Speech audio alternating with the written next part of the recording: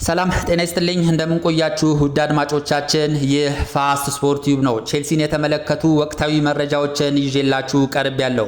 የቀድሞ የቼልሲ የፊት መስመር ተጫዋች የሆነው ኒኮላስ ጃክሰን ወደ ቼልሲ ሊመለስ እንደሆነ እየተነገረ ይገኛል። ለጀርመኑ ኃያል ክለብ ባየር ሙኒክ በውሰት እየተጫወተ የሚገኘው የቀድሞ የቼልሲ የፊት መስመር ተጫዋች የሆነው ኒኮላስ ጃክሰን ወደ ቼልሲ የሚመለስበትን ምክንያት የምነግራችሁ ይሆናል። ጃክሰንን በተመለከተ የተሰሙ አዳዲስ መረጃዎችን የማቀርብላችሁ ይሆናል። የቼልሲ የግራ ክንፍ መስመር ተጫዋች የሆነው ማርክ ኩኩሪያ ጉዳት እንዳስተናገደ ይታወቃል። ማርክ ኩኩሪያ እንግዲህ በርካታ ጨዋታዎች ለቼልሲ እንደማይጫወት እየተገለጸ ይገኛል። ለመሆኑ ማርክ ኩኩሪያ ምን ያህል ጨዋታዎች ያመልጡታል የሚለውን ጉዳይ እንመለከታለን። በሌላኛው ዘገባ የቼልሲ የመስመር ተጫዋች የሆነው አሌሃንድሮ ጋርናቾ ቼልሲ በክረምቱ የዝውውር መስኮት ሊሸጠው እንዳሰበ እየተገለጸ ይገኛል። ጋርናቾ እንግዲህ የሚሸጥበት ምክንያትና እንደዚሁም አንዳንድ ተጫዋቾች ስማቸው ከሌላ ክለብ ጋር መያያዝ ጀምሯል ወይም ደግሞ ቼልሲ ሊሸጣቸው ያሰቡ ተጫዋቾች እንዳለ እየተገለጸ ይገኛል። ለመሆኑ ቼልሲ እነማንን በክረምቱ የዝውውር መስኮት ለመሸጥ አስቧል? እንደዚሁም ጋርናቾን በተመለከተ የተሰሙ መረጃዎችን የማቀርብላችሁ ይሆናል። እንደዚሁም ስለ ቀድሞ የቼልሲ ተጫዋች የሆነው ራሂም ስተርሊንግ ስለተቀላቀለበት አዲሱ ክለብ እንደዚሁ የማጋራችሁ ነገር ይኖራል። ሌሎች ቼልሲን የተመለከቱ መረጃዎችን በየመሃሉ የማቀርብላችሁ ይሆናል። እስከ መጨረሻው አብራችሁን ቆዩ። እንግዲህ በውሰት ወደ ጀርመን አቅርቶ ለጀርመኑ ኃያል ክለብ ባየር ሙኒክ እየተጫወተ የሚገኘው ኒኮላስ ጃክሰን ወደ ቼልሲ ሊመለስ ነው የሚለው ዜና በስፋት እየተዘገበ ይገኛል። እንግዲህ ይህ የቼልሲ የፊት መስመር ተጫዋች የሆነው ኒኮላስ ጃክሰን የ2025 የ2026 የውድድር ዓመት ሊጀመር ሲል ነበረ ወደ ጀርመን ባየር ሙኒክን በውሰት የተቀላቀለው። ይህ ተጫዋች እንግዲህ አሁን ላይ ለባየር ሙኒክ እየተጫወተ ይገኛል። በርካታ ጨዋታዎች ላይ ቤንች ሆኖ ወይም ደግሞ ተቀያሪ ወንበር ላይ ተቀምጦ ጨዋታዎችን እየተከታተለ ይገኛል። እንግዲህ በርካታ ጨዋታዎች ላይ የመሰለፍ እድል እየተሰጠው አይደለም። ስለዚህ በዚህ ምክንያት እንግዲህ አሁን ላይ በክረምቱ ወደ ቼልሲ ድጋሚ ይመለሳል ተብሎ ይጠበቃል። ይህ እንግዲህ የፊት መስመር ተጫዋች የሆነው ኒኮላስ ጃክሰን ባየር ሙኒክን ከተቀላቀለ በኋላ የመሰለፍ እድል እየተሰጠው አይደለም። በአጠቃላይ ለባየር ሙኒክ 21 ጨዋታዎች ላይ ብቻ ነው የተሰለፈው። እሱም ከ80ኛው ደቂቃ በኋላ አብዛኛውን ጊዜ ተቀይሮ የሚገባው ከ80 እና ከ85ኛው ደቂቃ በኋላ ነው። እንግዲህ ባደረጋቸው 21 ጨዋታዎች ማለት ነው 5 ጎሎችን ብቻ ነው ለባየር ሙኒክ ማስቆጠር የቻለው። እንግዲህ ባየር ሙኒክ ላይ ያሳየው ያለው እንቅስቃሴ አጥጋቢ ባለመሆኑ እንደዚሁም ባየር ሙኒክ ልጁን በቋሚነት ለማስፈረም ፍላጎት የሌለው በመሆኑ ወደ ቼልሲ ሊመልሰው እንደሚችል ነው እየተዘገበ የሚገኘው። እንግዲህ ይህ ተጫዋች በቼልሲ ቤት ጎሎችን በመሳት ነው የሚታወቀው። አብዛኛው ቼልሲ ደጋፊ ለጃክሰን ጥሩ አመለካከት የለውም። ከኋላ ኳስ መስርቶ በመጫወት እንደዚሁም ከመሃል ክፍል ተጫዋቾች ጋር ያለው መናበብ ጥሩ ነው። እንደዚሁም የተቃራኒ ክለቦችን ተከላካዮችን የማስጨነቅ ባህሪ ያለው፣ ነገር ግን ኳስ ሲስት በጣም አይን የለውም ብሎ መናገር ይቻላል። ያለቀላቸው ኳሶችን በማባከን የሚስተካከለው የለም። በዚህም እንግዲህ ከበርካታ የቼልሲ ደጋፊዎች ከፍተኛ ተቃውሞ እንደገጠመው ይታወቃልና እንግዲህ በቼልሲ ቤት ስኬታማ አለመሆኑን ተከትሎ የጀርመኑ ኃያል ክለብ የሆነው ባየር ሙኒክ የልጁ ፈላጊ ሆኖ መጥቶ ልጁን በውሰት እንደወሰደው ይታወቃል። እንግዲህ ይህ ተጫዋች በባየር ሙኒክ ጥሩ እንቅስቃሴ ያሳያል፣ ጎሎችን ያስቆጥራል፣ እንደዚሁም ቼልሲ ቤት የነበረበትን ድክመቶች ያሻሽላል ተብሎ ቢጠበቅም ባየር ሙኒክም ሄዶ እንደዚሁ ጎሎችን በመሳት የሚታወቅ ተጫዋች ሆኗልና በዚህም እንግዲህ ደስተኛ ያልሆኑት የባየር ሙኒክ አመራሮች ልጁን ወደ ቼልሲ እንደሚመልሱት ነው እየተገለጸ የሚገኘው። እንግዲህ ይህ ተጫዋች ለቼልሲ 81 ጨዋታዎች ላይ ተሰልፎ 30 ጎሎችን ለቼልሲ ማስቆጠር ችሏል። እንግዲህ መጥፎ የሚባል አይደለም፣ ነገር ግን የሚስታቸው ኳሶች በጣም ግልጽ ኳሶችን በመሳት የሚታወቅ በመሆኑ ነው እንግዲህ አሰልጣኝ ኢንዞ ማሬስካ ይህን ተጫዋች ለጊዜው አልፈልገውም ብለው ወደ ሌላ ክለብ በውሰት ሊሰጥ የቻለው። እንግዲህ በቋሚነት ለማስፈረም በርካታ ክለቦች ጥያቄ አቅርበው ነበረ።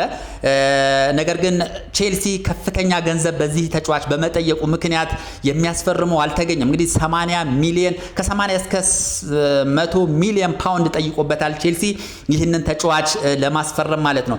ነገር ግን ባየር ሙኒክ እንግዲህ ልጁን 40 ጨዋታ ያህል ተሰልፎ ጥሩ እንቅስቃሴ ካሳየ በቋሚነት አስፈርመዋለሁ 60 ሚሊዮን ፓውንድም ለቼልሲ ከፍላለሁ ብሎ ተስማምቶ ነበረ። ነገር ግን 40 ጨዋታዎችም ላይ እስካሁን አልተሰለፈም።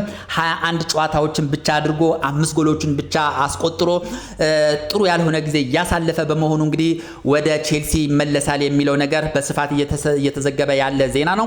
እንግዲህ ምናልባት ሊያም ዴላፕ በቼልሲ ቤት ጥሩ እንቅስቃሴ እያደረገ ባለመሆኑ ቼልሲ ለመሸጥ እቅድ አለው የሚሉ አንዳንድ መረጃዎች እየወጡ ይገኛሉ። ምናልባትም ሊያም ዴላፕ ቼልሲን የሚለቅ ከሆነ ቼልሲ አማራጭ ኒኮላስ ጃክሰንን ሊጠቀም ይችላል። የጃኦ ፔድሮ ተቀያሪ ሆኖ ወደ በቼልሲ ቤት ሊቆይ ይችላል። ካልሆነም ቼልሲ በክረምት የዝውውር መስኮት ለሌላ ክለብ እንግዲህ ይሸጧል ተብሎ ይታሰባል። ጃክሰን በክረምቱ ዝውውር እንግዲህ ወደ ቼልሲ ይመለሳል የሚለው ቼልሲ ቤት የተሰማ ዜና ነው። ሌላው ማርክ ኩኩሪያን የተመለከተ ዜና ተሰምቷል። እንግዲህ ቼልሲ ቤት አስደናቂ ብቃት እያሳዩ ካሉ ተጫዋቾች መካከል በግንባር ቀደምትነት የሚጠቀሰው ስፔናዊ ተጫዋች ማርክ ኩኩሪያ ከሊድስ ጋር በነበረው ጨዋታ ጉዳት እንዳስተናገደ ይታወቃል። አሁን በተሰማው ዜና እንግዲህ ጉዳቱ አገርሽቶበት ከ3 እስከ 4 ሳምንት ከሜዳ እንደሚርቅ ነው እየተዘገበ የሚገኘው። እንግዲህ ይሄ አስደናቂ ተጫዋች ቼልሲ በተከታታይ የሚያደርጋቸው 4 የፕሪሚየር ሊግ ወሳኝ ጨዋታዎች ያመልጡታል። በዚህም መሰረት ቼልሲ ከበርንሌ ጋር የሚያደርገው ጨዋታ ላይ አይሰለፍም። ቼልሲ ከአርሰናል ጋር፣ እንደዚሁም ቼልሲ ከአስቶን ቪላ፣ እንደዚሁም ቼልሲ ከኒውካስትል ጋር በሚያደርጋቸው 4 ተከታታይ ጨዋታዎች ላይ ማርክ ኩኩሪያ እንግዲህ በዚህ ጨዋታ አይኖርም ማለት ነው። ለቼልሲ ግልጋሎት አይሰጥም። በዚህም እንግዲህ ቼልሲ ሃቶን ይጠቀማል ተብሎ ይጠበቃል። ምክንያቱም እሱ ቦታ ላይ ኢሚዲየት ተተኪ የሆነው ሃቶ ነው። ስለዚህ ሃቶን አሰልጣኝ ሊያም ሮዚነር በቀዳሚነት ይጠቀሙታል ተብሎ ይጠበቃል። ቼልሲ እንግዲህ የኩኩሪያ አለመኖር በእጅጉ ሊጎዳው እንደሚችል ይጠበቃል።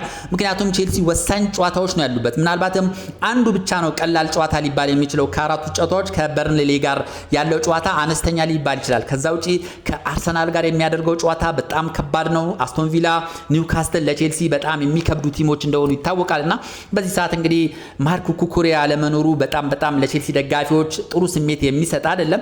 ነገር ግን እንግዲህ በአጋጠመው ምክንያት እንግዲህ 4 እና 5 ጨዋታዎች ያመልጡታል የሚለው ማርክ ኩኩሪያን በተመለከተ በቼልሲ ቤት የተሰማው ዜና ነው።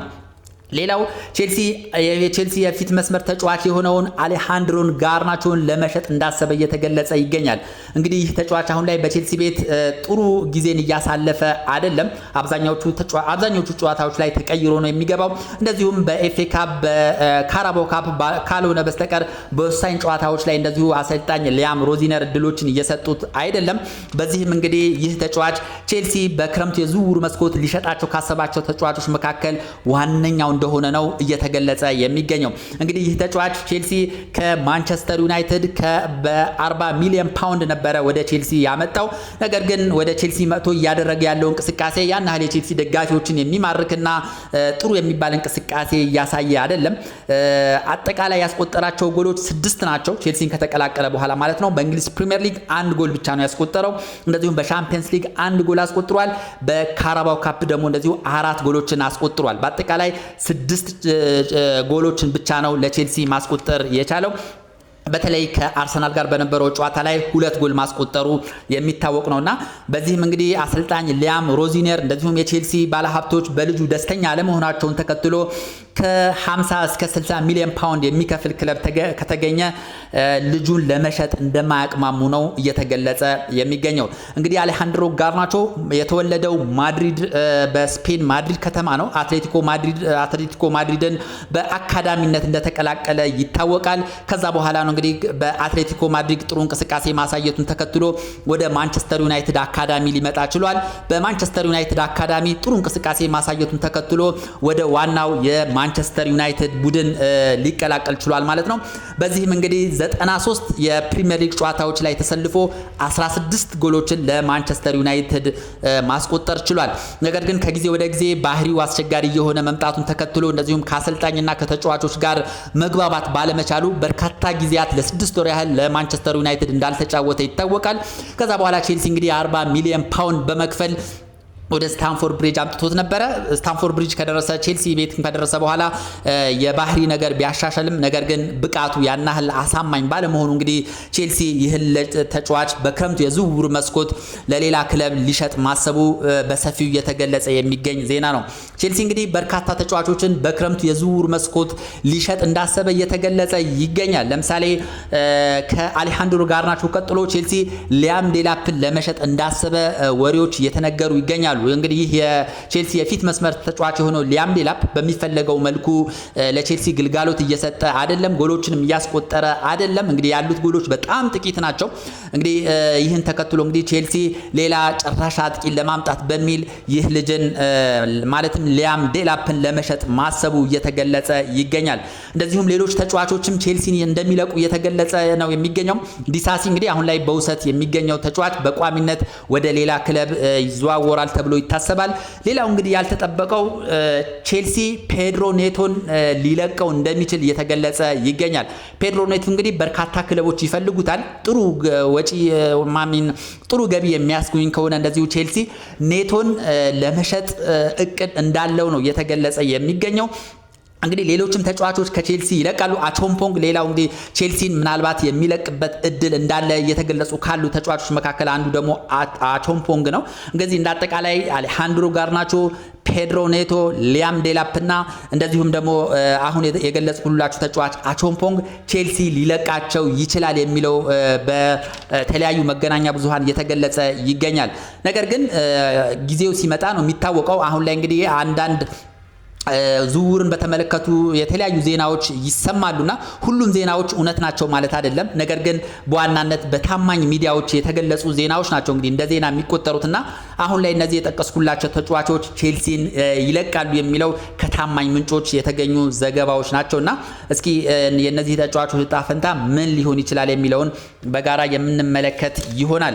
ሌላው ራሂም ስተርሊንግ እንግዲህ በቼልሲ ቤት ከፍተኛ ተከፋይ ከነበሩ ተጫዋቾች አንዱ ራሂም ስተርሊንግ ነበር።